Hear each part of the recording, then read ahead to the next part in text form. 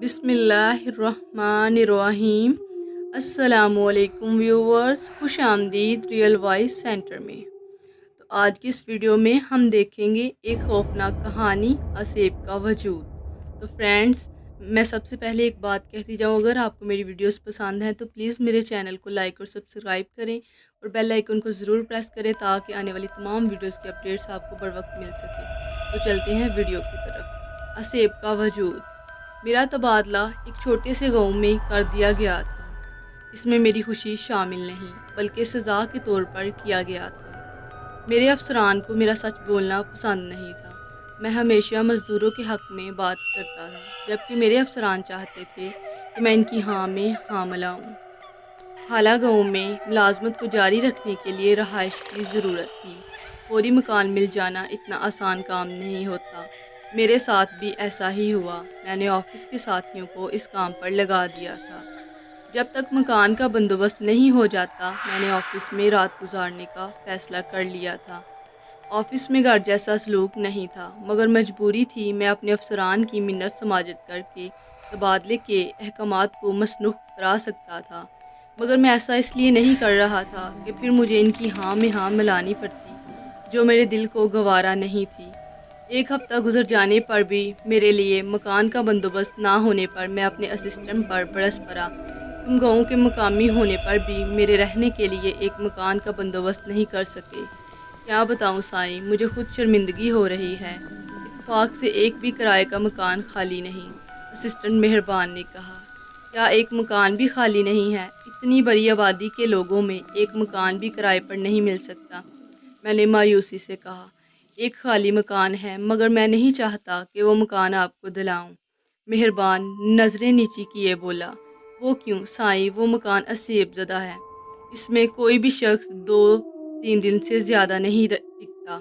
मैं फिर जानते बूझते क्यों वो मकान दिलाऊं? बस यही बात है कि वो असेबज़दा है। हाँ साईं, यही बात है। इस असेब ने किसको नुकसान पहुंचाया है? बस वो डराता है, मुख्तलिफ रूप में आकर। नुकसान अभी तक किसी को नहीं पहुंचाया। मेहरबान साईं, तुम्हें ये जानकर बड़ी खुशी होगी कि मुझे असेब पर बिल्कुल यकीन नहीं है। इसे मैं इंसान का वहम तस्वर करता हूँ। हम लोग अनदेखी मखलूक से खौफजदा होना और डरना शुरू कर देते हैं। बकौल तुम्हारे इस खाली घर में असेब है, लेकिन आज तक असेब ने किसी को नुकसान नहीं पहुँचाया। वो कैसा असेब है? और इससे ज़्यादा वो लोग अहमक हैं जब असेब इन्हें किसी किस्म का नुकसान नहीं पहुँचा रहा, फिर किराएदार क्यों मकान खाली कर देते हैं? इसलिए कि कहीं वो वाकई में इनको नुकसान न कर दे। हम बचपन से यही सुनते आ रहे हैं कि जहाँ असेब हो वहाँ जिन लोगों ने भी रहाइश इख्तियार की है, इन्हें नुकसान ही हुआ है। मेहरबान ने कहा। मैं भी बचपन से अपने ना जाने कितने वाक़यात सुनता आ रहा हूँ, लेकिन सबूत आज तक नहीं मिल सका। तुम ऐसा करो, मुझे वो मकान किराए पर दिला दो। मेरी बचपन से असेब को देखने की ख्वाहिश पूरी हो जाएगी। मैंने खुश होते हुए कहा। अगर असेब ने नुकसान पहुँचाया तो ये मेरा नसीब है। मैंने मुस्कुराते हुए मेहरबान की तरफ देखा। मेरी बात सुनकर वो सोच में पड़ गया। इसकी समझ में नहीं आ रहा था कि वो क्या करे। फिर मेरे इसरार पर उसने मुझे वो सेबज़दा मकान दिला ही दिया।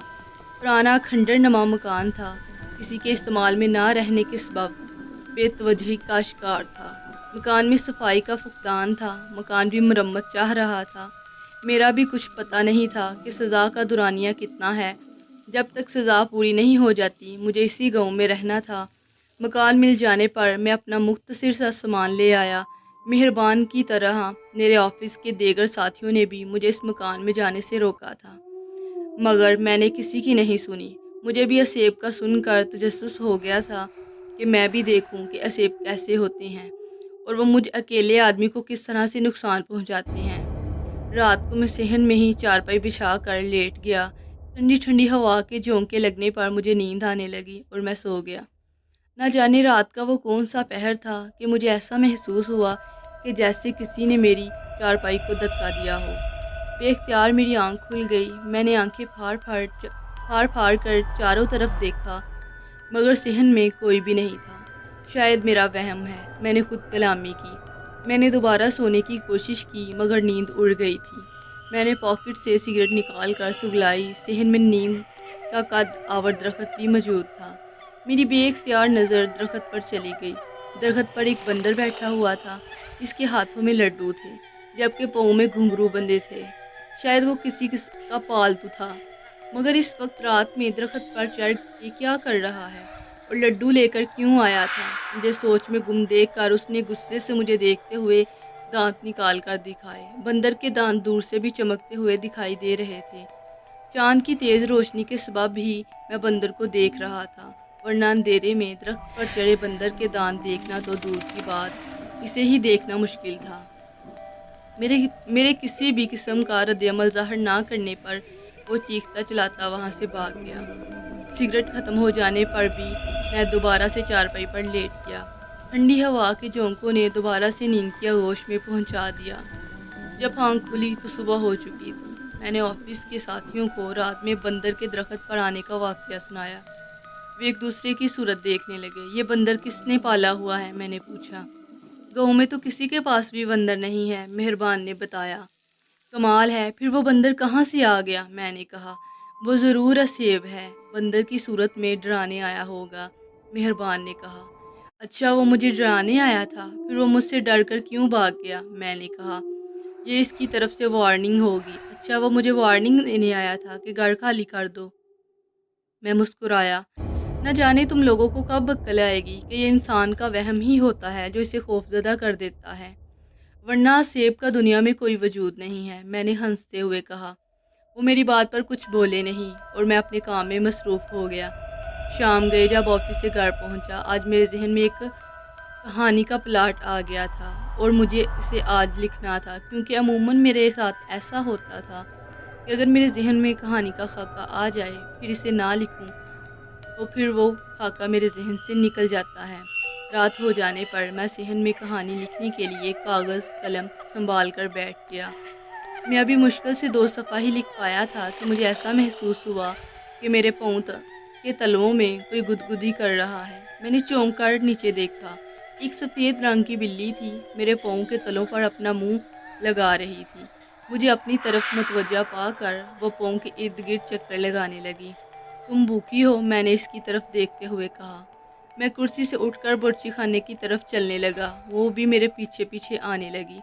میں نے دودھ ایک خالی برتن میں ڈالا اور صحن میں ایک جگہ رکھ کر بلی کو اس کی جانب متوجہ کرنا چاہا۔ بلی صحن میں ایسے غائب تھی جیسے وہ آئی ہی نہیں ہو۔ میں واپس آ کر کرسی پر بیٹھ گیا۔ مجھے کہانی مکمل کرنے کی دھن سوار تھی۔ کہانی مکمل ہونے پر ہی میں نے قلم بند کیا۔ میں نے ایک نگاہ دودھ کے برتن پر ڈالی، برتن سے دودھ غائب تھا۔ اس کا مطلب تھا کہ بلی خاموشی سے آ کر دودھ پی گئی تھی۔ میں کہانی لکھنے میں اتنا مگن تھا کہ اس کے آنے اور جانے کا پتہ ہی نہیں چلا۔ اس دن سے بلی کا مجھ سے مانوس ہو گئی تھی۔ وہ روزانہ گھر میں آنے لگی۔ میں برتن میں دودھ ڈال دیتا اور دودھ پی کر چلی جاتی۔ مجھے اس گھر میں آئے 10 دن ہو چکے تھے۔ مجھے کسی اسیب نے تنگ نہیں کیا تھا، جس کا مطلب یہی تھا کہ اس گھر میں اسیب کا وجود نہیں ہے۔ لوگوں نے اسے ایسے ہی بدنام کیا ہوا ہے۔ ممکن ہے اس مالک مکان کے محلے والوں سے تعلقات اچھے نہ ہوں اور محلے کے لوگوں نے اسے نقصان پہنچانے کو مکان کے بارے میں مشہور کر دیا ہو کہ یہ اسیب زدہ ہے، تاکہ کوئی بھی کرایہ دار نہ آئے، اور جو آئے اسے وہ اتنا ڈرا دیتے کہ وہ وہم میں مبتلا ہو جاتا۔ یہ بات میرے ذہن میں اس لیے آئی کہ ہمارے محلے میں ایک خالی میدان تھا۔ گرمی کے دنوں میں اس میں بزرگ اور بچے شام سے رات گئے تک بیٹھ جایا کرتے تھے۔ گرمی کے دنوں میں میدان میں ہوا بہت اچھی آتی تھی، اس لیے گرمی کے ستائے اپنے جسم کو ٹھنڈا کرنے کو وہاں چلے آتے تھے۔ ایک شام میں نے سنا کہ میدان میں اسیب آ گیا ہے۔ مجھے حیرت اور تجسس بھی ہوا کہ اچانک میدان میں اسیب کیسے آ گیا۔ اسیب کی خبر سے وہاں شام میں آنے والوں نے اپنا رخ کرنا بند کر دیا۔ بچے بھی رات میں وہاں سے جانے سے کترانے لگے۔ ایک شام میری ملاقات جہاں زیب سے ہوئی، وہ میدان کی طرف آ رہا تھا۔ میں نے چونک کر اس کی طرف دیکھا۔ ہاں بھائی، یہاں سے کیسے آ رہے ہو؟ میں کام سے گیا تھا، وہ بولا۔ میدان میں سناٹا ہے، اسیب کا راج ہو گیا ہے، میں نے کہا۔ ہاں بھائی، یہ حقیقت ہے کہ وہاں اچانک سے اسیب آ گیا ہے، وہ نظر بھی نہیں آتا۔ میرے سامنے کی بات ہے کہ اچانک سے کاشف کے منہ پر زوردار تھپڑ پڑا۔ اس کا گال بھی سرخ ہو گیا تھا، ہو سکتا ہے کسی مچھر نے کاٹ لیا ہو۔ جس سے گال سرخ ہو گیا ہو۔ میں نے کہا، یار تم ہر بات کو مذاق میں لے جاتی ہو۔ درخت کی شاخوں کو زور زور سے ہلا رہا تھا۔ اور اسے تم مچھر کہہ رہے ہو؟ وہ بولا، مجھے دال میں کالا نظر آ رہا ہے۔ لوگ اسیب کی وجہ سے میدان میں جانے سے کترا رہے ہیں اور تم میدان سے آ رہے ہو۔ میں نے کب کہا کہ میں میدان میں گیا تھا؟ میدان کے پاس سے کئی گلیاں نکل رہی ہیں۔ ان گلیوں سے آنے کا یہ مطلب ہرگز نہیں ہے کہ میں میدان سے آ رہا ہوں۔ جہاں زیب نے منہ بنا لیا۔ جہاں زیب، کاشف، نذیر، وقار، یہ شرارتی ٹولہ تھا۔ بچپن میں بھی ان کی شرارتیں بہت مشہور تھیں اور اب بھی یہ گروپ شرارتوں کے حوالے سے مشہور تھا۔ آئے دن لوگوں کو تنگ کرنا ان کا محبوب مشغلہ تھا۔ سچی بات یہ تھی کہ مجھے جہاں زیب کی بات سن کر شک پیدا ہو گیا تھا کہ ضرور اسیب کی آڑ میں انہی کا گروپ کا ہاتھ ہے۔ ابھی مشکل سے ایک ماہ بھی نہیں گزرا تھا کہ رات میں دودھ لینے کو میں گھر سے نکلا کہ میدان کے قریب سے گزرتے ہوئے مجھے میدان سے شور شرابے کی آواز سنائی دی۔ مجھے تجسس ہوا کہ دیکھو کہ کیا ماجرا ہے۔ میدان میں محلے کے لوگ جمع تھے اور جہاں زیب گروپ کی پٹائی لگ رہی تھی۔ معلوم کرنے پر پتہ چلا کہ میدان کے سامنے چند گھر تھے۔ ان گھرانوں کی لڑکیوں سے عشقیہ چکر چلانے سے انہوں نے اسیب کا ڈرامہ رچایا تھا۔ میدان میں بڑوں اور بچوں کی موجودگی میں ان کا عشقیہ چکر نہیں چل سکتا تھا۔ بزرگوں کو گرمیوں میں میدان میں بیٹھنے کی عادت تھی۔ جب انہوں نے اس گروپ کو میدان میں مسلسل جاتا دیکھا تو وہ سمجھ گئے کہ ضرور کوئی گڑبڑ ہے۔ اسیب مشہور کرنے والے خود میدان میں کیا کرنے جاتے ہیں؟ وہ بزرگوں نے رات میں تاریکی کا فائدہ اٹھا کر ان کی جاسوسی شروع کر دی اور اس دن وہ دونوں بزرگ جھاڑیوں کے پیچھے ان کی جاسوسی کر رہے تھے۔ انہیں اس کی خبر نہیں آئی تھی۔ ایسے میں کاشف بولا، دیکھو ہماری ترکیب کتنی شاندار رہی۔ ہاں بھائی، لوگوں کو بھگانے کے لیے اسیب کا ڈرامہ بہت کامیاب ثابت ہوا۔ جہاں زیب نے کہا، دیکھ لیے کتنے پرسکون انداز میں ہمارا عشقیہ چکر چل رہا ہے۔ میدان میں کوئی رکاوٹ نہیں ہے۔ نذیر نے کہا، ہاں بھائی، لوگوں کی موجودگی میں ہمارا عشقیہ چکر کس طرح چل سکتا تھا؟ دیکھ لو کس طرح سامنے کے گھر کی لڑکیاں چلتی پھرتی نظر آ رہی ہیں۔ کبھی نہ کبھی ہماری ان سے بات چیت بھی ہو جائے گی۔ وقار نے کہا، ہاں بھائی، امید پر دنیا قائم ہے۔ جہاں زیب نے ہنستے ہوئے کہا۔ ان کی گفتگو سن کر دونوں بزرگ سلیمان اور لقمان سے برداشت نہ ہو سکا اور انہوں نے ان کی پٹائی شروع کر دی۔ ان کا شور سن کر گھروں سے لوگ نکل آئے اور اصل بات کا علم ہونے پر بھی ان کی درگت بنانے لگے تھے۔ میں جب بھی کہیں اسیب کے بارے میں سنتا ہوں تو جہاں زیب گروپ کا واقعہ یاد آ جاتا ہے۔ رات کو میں سو رہا تھا کہ اچانک کسی لڑکی کے زور زور سے رونے کی آواز سن کر میں نیند سے ہڑبڑا کر اٹھ گیا۔ آواز کمرے کے اندر سے آ رہی تھی۔ میں تیزی سے کمرے کی جانب لپکا۔ کمرے میں کوئی بھی نہیں تھا۔ آواز بددستور کمرے سے ہی آ رہی تھی۔ میں حیرت زدہ ہو کر کمرے میں دیکھ رہا تھا کہ کمرے میں کوئی بھی نہیں۔ پھر یہ آواز کیسی ہے؟ اس آواز میں بڑا ہی درد تھا۔ میں کمرے میں گھوم پھر کر اس کی آواز کا اندازہ لگا رہا تھا۔ لڑکی کی آواز ایک کونے سے آ رہی تھی۔ میں جب کونے میں جا کھڑا ہوا تو آواز زمین کی تہہ سے آتی محسوس ہوئی۔ میں بڑا پریشان ہوا کہ کمرے میں کوئی نہیں ہے اور زمین کے اندر سے لڑکی کے رونے کی آواز آ رہی ہے۔ الہی، یہ کیا ماجرا ہے؟ دل میں خوف بھی محسوس ہو رہا تھا کہ کہیں یہ اسیب کا چکر نہ ہو۔ میں اسیب کو نہیں مانتا تھا، مگر میں اس حقیقت کو بھی نہیں جھٹلا سکتا تھا کہ لڑکی کی درد میں ڈوبی آواز زمین کی تہہ سے آ رہی ہے۔ خاصی دیر آواز آتے رہنے کے بعد خود بخود بند ہو گئی۔ میں بھی ابھی آواز بند ہو جانے پر بستر پر لیٹ گیا۔ پوری رات کروٹیں بدلتے ہوئے گزر گئی۔ نیند آنے کا نام نہیں لے رہی تھی۔ صبح ہو گئی، نیند نہیں آئی۔ آفس پہنچ کر دل نے چاہا کہ رات جو گزری وہ انہیں بتاؤں، مگر یہ سوچ کر خاموش رہا کہ آفس والے میرا مذاق اڑائیں گے۔ میں نے ان کے سامنے اسیب کے وجود سے انکار کیا تھا۔ مجھے گھر پر کام تھا، اس لیے 2-3 دن کی چھٹی لے کر اپنے شہر آ گیا۔ میں کاموں میں ایسا پھنسا کہ میرا ذہن ہی اسیب والی بات کی طرف سے ہٹ گیا۔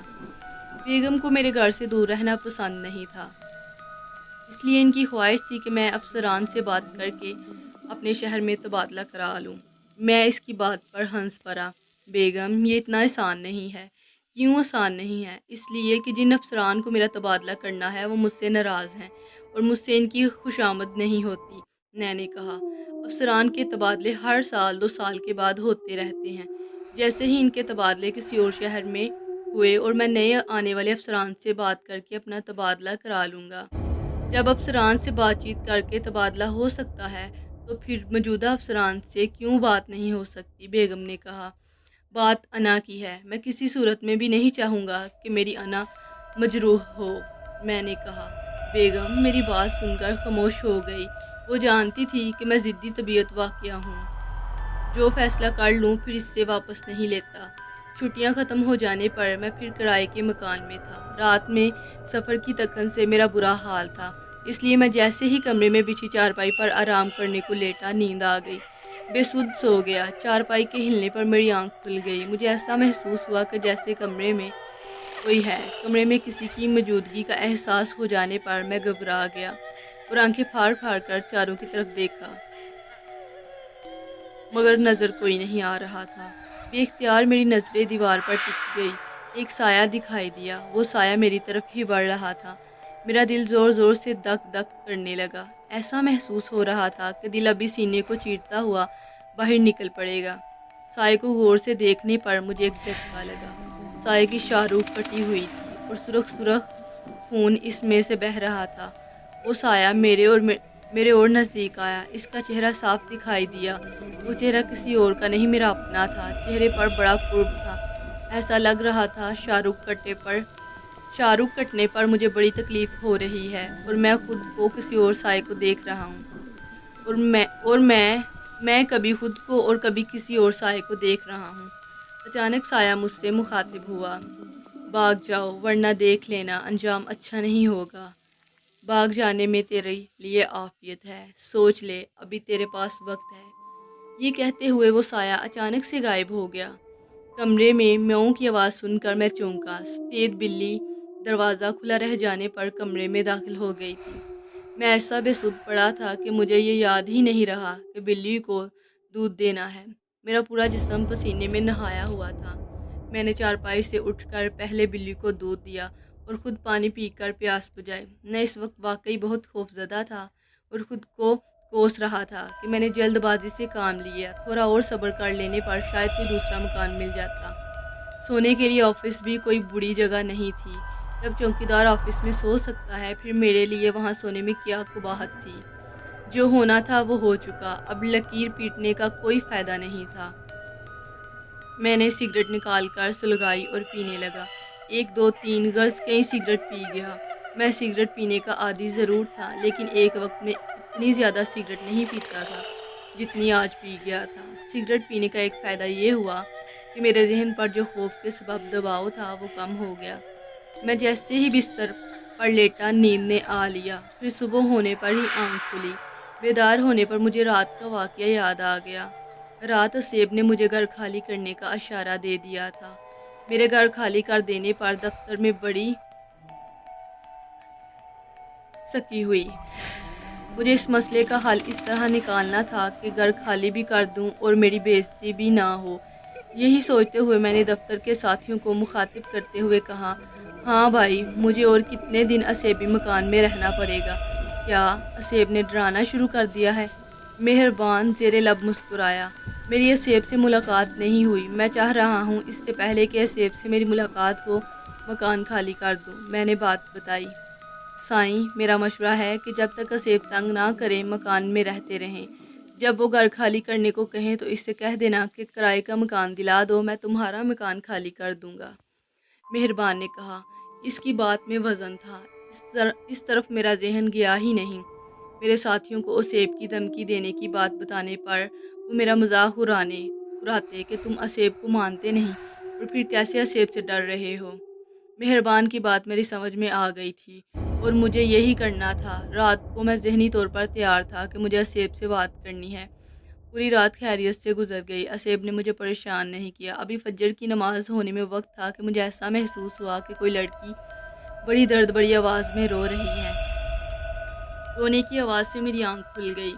میری چارپائی سے کچھ فاصلے پر ایک ہندو لڑکی کھڑی رو رہی تھی۔ اس کے پاس ہی بیٹھی ایک ہندو عورت سینے کو بی رہی تھی۔ انہیں صحن میں دیکھ کر مجھے سخت حیرت ہو رہی تھی کہ وہ کس طرح سے گھر کے اندر داخل ہو گئی۔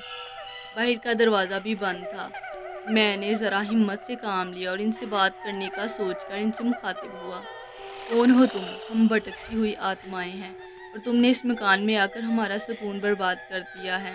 میں نے کس طرح تمہارا سکون برباد کر دیا؟ میں نے پوچھا۔ ہمیں زندہ مردوں سے سخت نفرت ہے، اور جب کرایہ دار اس مکان میں رہنے آتے ہیں تو ہمیں شدید غصہ آتا ہے، اور ہمیں انہیں ڈرانے کے لیے مختلف روپ بدل بدل کر ان کے سامنے آنا پڑتا ہے تاکہ وہ کسی طرح ڈر کر مکان خالی کر دیں اور ہمیں ان کی صورت دیکھ کر غصہ نہ آئے۔ اس کا مطلب ہے کہ تم نے کرایہ داروں کو بہت نقصان پہنچایا ہوگا، جبھی کرایہ دار اس مکان میں ٹکتے نہیں ہیں۔ میں نے کہا، ہم آتمائیں بھلا کسی کو کیا نقصان پہنچا سکتی ہیں؟ ہم صرف انسانی نفسیات سے کھیلتے ہیں اور انہیں ڈراتے ہیں، اور انسان کو اگر کسی قسم کا نقصان ہو جائے یا وہ ہماری بدلی ہوئی صورت دیکھ کر خوفزدہ ہو کر کسی چیز سے ٹکرائے یا گر جائے تو وہ سمجھتے ہیں کہ اسے ہم نے نقصان پہنچایا ہے۔ جیسے ہم تمہیں کئی دن سے ڈرا رہے ہیں مگر تم سخت دل ہو، ڈرتے نہیں۔ وہ عورت بولی، میرا ذہن میں بھی یہی بات ہے کہ آتمائیں کس کو نقصان نہیں پہنچا سکتی، اس لیے میں تم سے نہیں ڈرا۔ میری ایک بات سمجھ میں نہیں آئی کہ تم مردوں پر اتنا کیوں خفا ہو؟ انہوں نے تمہارا کیا بگاڑا ہے؟ میں نے کہا، ظالم مردوں نے ہی ہمیں اس حال پر پہنچایا ہے۔ وہ کیسے؟ میرے پتی کے انتقال پر گھر کی ذمہ داری کا بوجھ میرے کندھوں پر آ گیا۔ میں نے مختلف گھروں میں ماسی کا کام سنبھال لیا۔ اس کام سے گھر کا گزارا چل رہا تھا، پہننے کو پرانے کپڑے مل جاتے تھے۔ سوتری میرا سب کچھ تھی۔ جیسے جیسے وہ بڑی ہو رہی تھی مجھے اس کی شادی کی فکر ہونے لگی۔ جہیز میں دینے کو کچھ جمع نہیں تھا۔ میرے پاس جو زیور تھا وہ میرے پتی کی بیماری پر لگ گیا تھا۔ اب میری یہی کوشش تھی کہ میری بیٹی سوتری کے جوان ہونے سے پہلے جہیز کے نام پر کچھ سامان جمع کر لوں۔ بیٹی کے فرض سے انسان جتنا جلدی فارغ ہو جائے اتنا ہی اچھا ہوتا ہے۔ مجھے کیا خبر تھی کہ قسمت میرے ساتھ کچھ اور ہی کھیل کھیلنے والی ہے۔ میں نے کچھ رقم جمع ہو جانے پر چند بکریاں خرید لی اور ان کا دودھ بیچ دیتی تھی۔ دودھ کی آمد سے آنے والی رقم جمع کرنے لگی تاکہ جہیز کی تیاری میں اس رقم سے مدد مل سکے۔ ان بکریوں کو گھاس چرانے کو سوتری جنگل میں لے جاتی اور شام گئے بکریوں کو واپس لے آتی۔ سوتری کے قد نکالنے سے وہ بڑی بڑی لگنے لگی تھی۔ مجھے سوتری نے بتایا کہ گاؤں کے لڑکے سے چھیڑتے اور مخصوص قسم کے اشارے بھی کرتے ہیں۔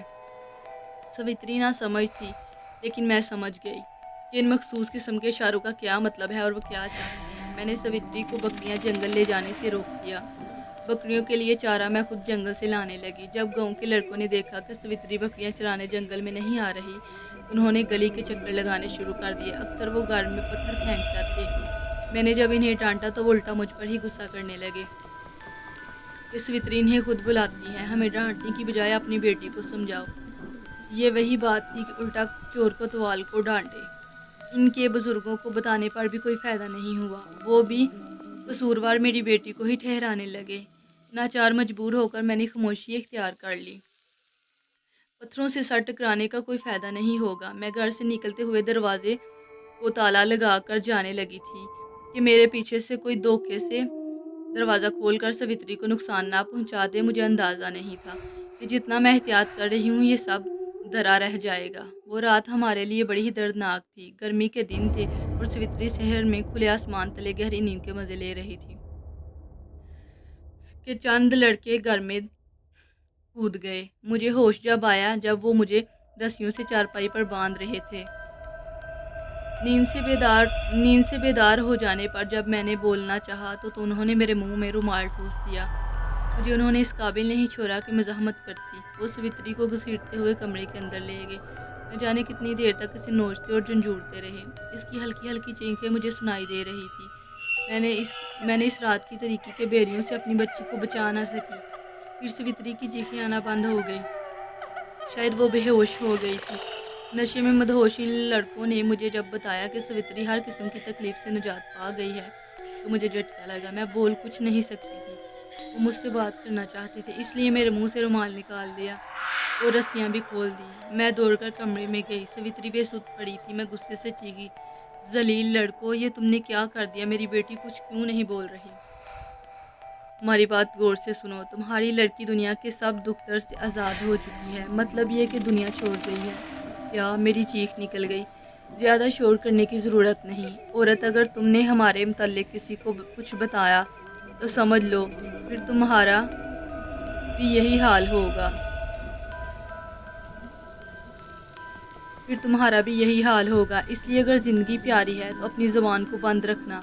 عہدینہ کی لڑکی کی اچانک طبیعت خراب ہو گئی تھی اور فوراً ہی مر گئی۔ یہ کہتے ہوئے وہ باہر کو لپکے، بیٹی کے مرنے کا سن کر کس کو ہوش رہتا ہے؟ میں غصے میں بڑی انہیں مارنے کو دوڑی۔ اسی وقت میرے ہاتھ میں ایک اینٹ آئی تو میں نے ایک لڑکے کو دے ماری۔ اینٹ اس کے سر پر لگی، وہ چکرا کر زمین پر گر پڑا۔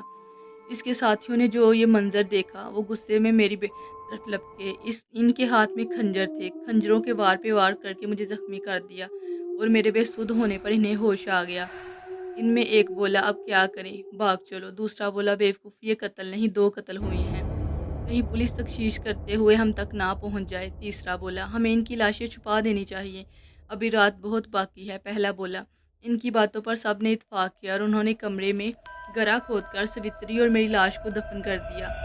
یہ کام کر کے وہ فرار ہو گئے۔ گھر کا دروازہ کھول کر گئے تھے، اس لیے کہ کسی کا ذہن اس طرف گیا ہی نہیں کہ ہمیں قتل کر کے گھر میں ہی دفن کر دیا گیا ہے۔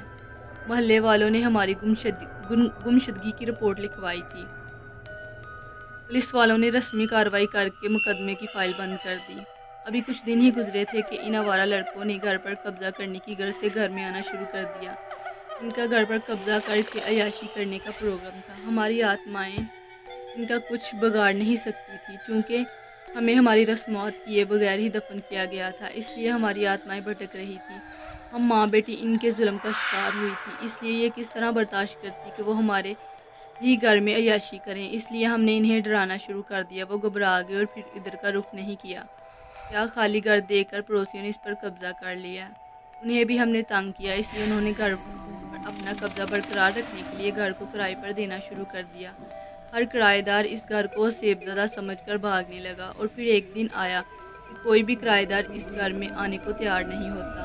ہم جو چاہتے تھے وہ مقصد پورا ہو گیا تھا۔ جن لڑکوں نے ہمارے ساتھ ظلم کیا تھا وہ بھی زہریلی شراب پینے سے ہلاک ہو گئے۔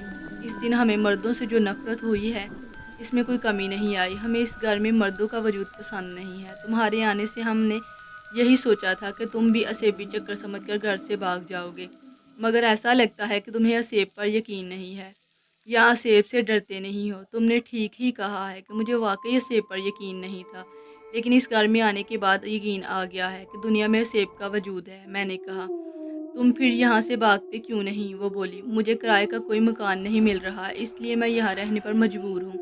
تمہیں اس گھر سے جانا ہوگا ورنہ۔ یہ کہتے کہتے وہ رک گئی۔ ورنہ کیا؟ میں نے مسکراتے ہوئے اس کی طرف دیکھا۔ تم میرا کچھ نہیں بگاڑ سکتی، اس کا تم نے خود اعتراف بھی کر لیا ہے۔ ویسے بھی تمہارے ساتھ جن لوگوں نے ظلم کیا ہے وہ زہریلی شراب پی کر ہلاک ہو چکے ہیں، پھر تم کیوں دوسرے مردوں سے نفرت کرتی ہو؟ میں نے کہا، اس لیے کہ ہم مردوں نے ہی ظلم کیا ہے۔ کیا ایسا نہیں ہو سکتا کہ تم دوسرے مردوں کی طرح سکون کی نیند سو جاؤ؟ ہاں، ہو سکتا ہے، اگر ہمارے ڈھانچوں کو زمین سے نکال کر ہماری رسومات پوری کر دی جائیں۔ وہ بولی، ٹھیک ہے، میں تمہاری رسومات پوری کرا دیتا ہوں۔ میں نے کہا، تم ایسا نہیں کرو گے؟ وہ غصے سے بولی، مجھے کون روکے گا؟ میں بھی غصے میں آ گیا۔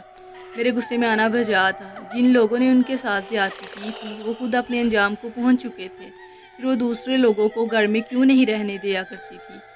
دوسروں نے ان کا کیا بگاڑا تھا؟ میرا بھی کچھ نہیں پتا تھا کہ میں اس گاؤں میں کب تک رہوں، اور اس کرائے کے مکان سے اچھا مکان کہاں مل سکتا تھا۔ ان دونوں ماں بیٹی کو سکون کی نیند سلانا ضروری ہو گیا تھا۔ پیشی امام اور محلے کے لوگوں کے مشورے سے ان ماں بیٹی کے ڈھانچوں کو زمین سے نکال کر چتا کے سپرد کر دیا۔ علاقے کے لوگ مجھ سے خوش ہو گئے۔ میں نے 2 کام کر دیے تھے۔ پہلا کام ان دونوں ماں بیٹی کی پراسرار گمشدگی کا راز سے پردہ اٹھا دیا تھا، اور دوسرا کام اس گھر سے اسیب کا خاتمہ کرا دیا تھا۔ میں بھی خوش اور مطمئن تھا کہ میں نے جو کام کیا ہے اس کے نتیجے میں اس کا مکان میں سکون کے ساتھ رہ سکوں گا۔ جب تک میرا تبادلہ شہر میں نہیں ہو جاتا مجھے کوئی دوسرا کرائے کا مکان ڈھونڈنے کی ضرورت نہیں رہی۔ آفس کے ساتھیوں پر میری داغ بیٹھ گئی تھی کہ میں نے اسیب کا ڈٹ کر مقابلہ کیا اور اسیب کو ہی گھر سے نکال پھینکا۔ تو فرینڈز، کیسی لگی میری یہ ویڈیو؟ اگر اچھی لگی ہو تو پلیز میرے چینل کو لائک اور سبسکرائب کریں اور بیل آئیکن کو ضرور پریس کریں تاکہ آنے والی تمام ویڈیوز کی اپڈیٹس آپ کو بر وقت مل سکے۔ اللہ حافظ، ملتے ہیں نیکسٹ ویڈیو میں۔ دعاؤں میں یاد رکھیں۔